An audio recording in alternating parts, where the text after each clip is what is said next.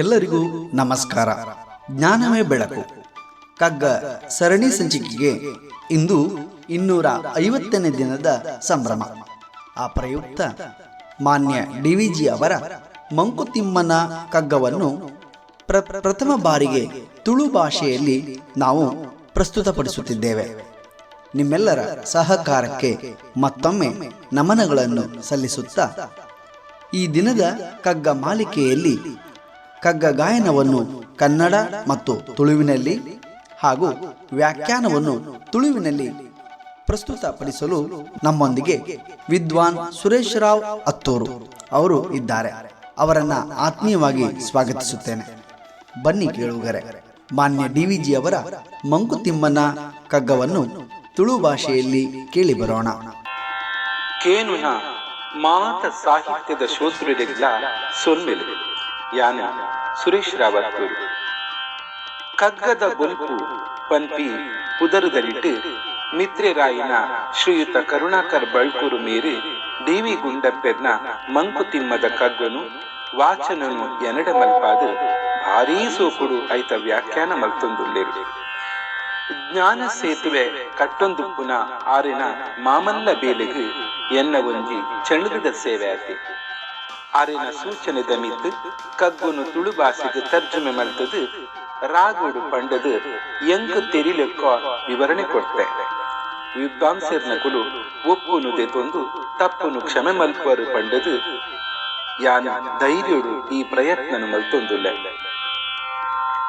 ಇತ್ತಕ್ಕೆಲ್ಲಿ ಕಗ್ಗದ ವಾಚನ.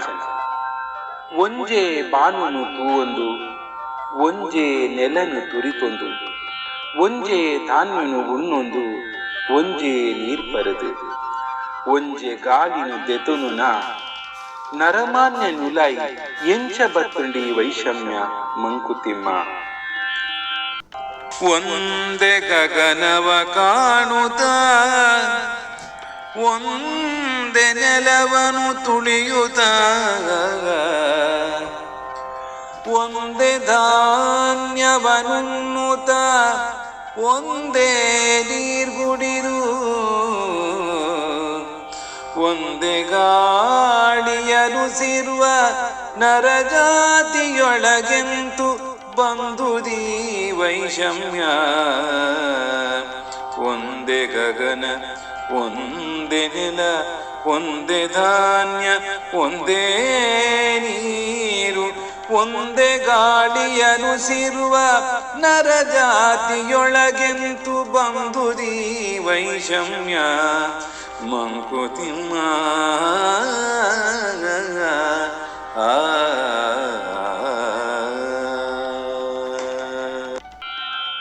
ಒಂಜೆ ಬಾನುನು ತೂವೊಂದು,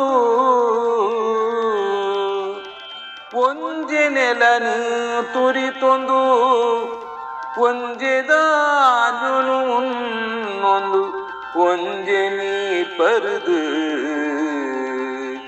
ಒಂಜೆ ಗಾಳಿನು ದೆತೊನುನ ನರಮಾನ್ಯನುಲೈ ಎಂಚ ಬತ್ತುಂಡಿ ವೈಷಮ್ಯ ಮಂಕುತಿಮ್ಮ.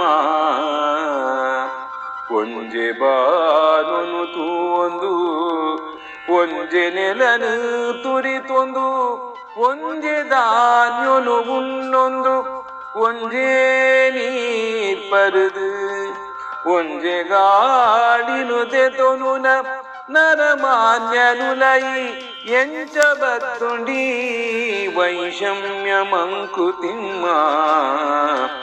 ಎಂಚ ಬತ್ತುಂಡಿ ವೈಷಮ್ಯ ಮಂಕುತಿಮ್ಮ.